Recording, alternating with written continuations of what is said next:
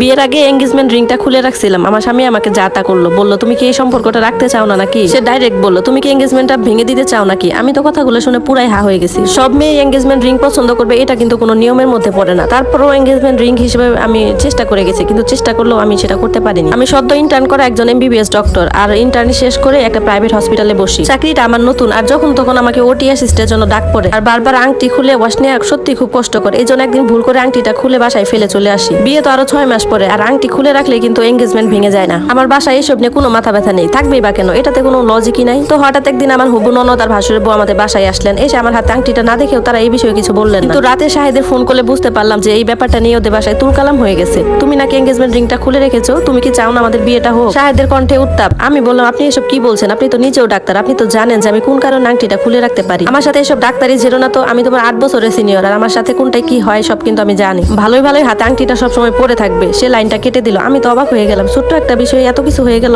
আমার কষ্ট হলেও ওর সব কথায় মেনে চলার চেষ্টা করছি। এই জন্য পরের সপ্তাহে ওর সাথে বসে রেস্টুরেন্টে কফি খাচ্ছিলাম। সে বলতেছে শোনো ইরা, নাচনেওয়ালিদের মতো পায়ে নুপুর পরবা না, আমার পরিবারে কেউ এটা পছন্দ করে না।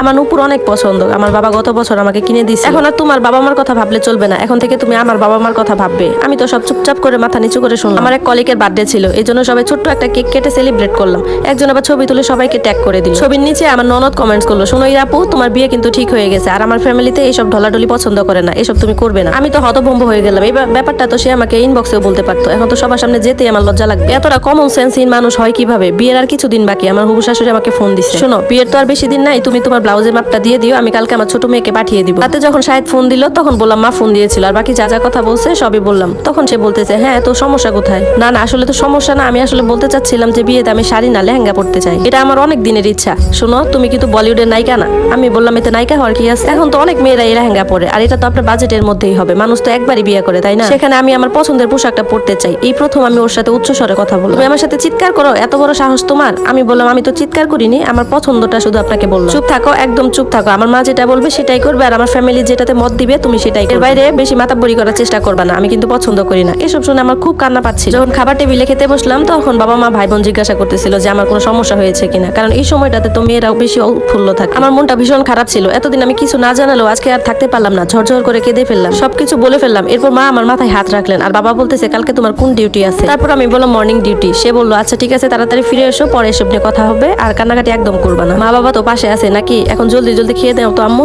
পরদিন আমি অফিস থেকে ফিরে অবাক হয়ে গেলাম, দুপুরে খাওয়া দাওয়ার আয়োজন চলছে, ওদের বাড়ি সবাইকে নিমন্ত্রণ করা হয়েছে। খাওয়া দাওয়া শেষ করে আমার হবু শাশুড়ি বললে কি ব্যাপার বিআই সাহেব, হঠাৎ করে ফোন দিয়ে সবাইকে আসতে বললেন যে? আপনার কথা তো আর ফেলতে পারি না, হাজারো হোক আপনার আমাদের নতুন আত্মীয় হতে যাচ্ছে। তখন বাবা বললেন আসলে আপা আমার এটা দুর্ভাগ্য যে আমি আপনার আত্মীয় হতে পারছি না। তখন তো হবু শাশুড়ি চমকে উঠলেন, গর্ভবতী সবাই তো অবাক হয়ে গেল, আমি নিজেও, কারণ বিয়ের আর কয়েকদিনই বাকি। এই সময় আব্বা এসব কি বলছে? সত্যি বলতে কি আপা, আমার মেয়েটাকে আমি খুব যত্ন করে বড় করেছি, আর তার বিয়েটাও আমি ঠিক করেছি। নিজের মেয়ের কাছে নিজের মুখটা দেখাতে কেমন যেন লজ্জা লাগছে। শাশুড়ি বললেন আপনি তাহলে কি বলতে চাচ্ছেন?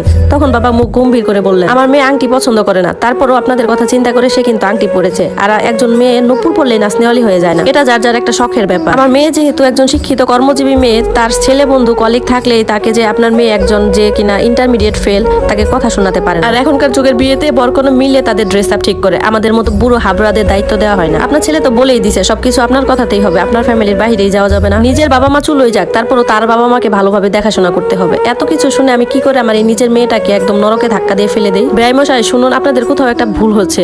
তখন বাবা বললো হ্যাঁ আমার ভুল হয়েছিল, যে নিজের মেয়ের 8 বছরের বড় দেখে ওইরকম ডিগদিধারে একটা ছেলের সাথে মেয়ের বিয়ে ঠিক করছিল। ব্যাপারটা আসলে লজ্জার। আমি ছেলেটার কোনো সংস্কার দেখিনি, আর ছেলেটার মনে আমার মেয়ের জন্য কোনো কোমলতাও দেখিনি। আমি এটা ভেবে দেখিনি যে 8 বছর পর হয়তো বা আমার মেয়ে আপনার ছেলে চাইতে বড় কোনো জায়গায় পৌঁছাবে। আমার হাত থেকে বাবা আংটিটা খুলে শাহিদকে দিয়ে বলো বাবা শোনো, তুমি বরং তোমার মেন্টালিটির সাথে ম্যাচ করে এমন একটা মেয়েকে বিয়ে করো যে তোমার মায়ের কথায় উঠবে, বসবে, ওয়াশরুমে যাবে, তোমার বোনের কথায় ফেসবুকে পোস্ট দিবে। এবার তোমরা আসো, বাবা মেয়েটা ডিউটি থেকে এসেছে অনেক ক্লান্ত। সবাই চলে যাওয়ার পর আমি বাবাকে জড়িয়ে ধরে স্বস্তির হাসি হাসলাম। অনেকদিন পর এরকম মন খুলে হাসতে পারলাম। গল্পটা একটা আপুর জীবন থেকে নেওয়া হয়েছে। এটা সত্যি এই যুগে এরকম ছেলে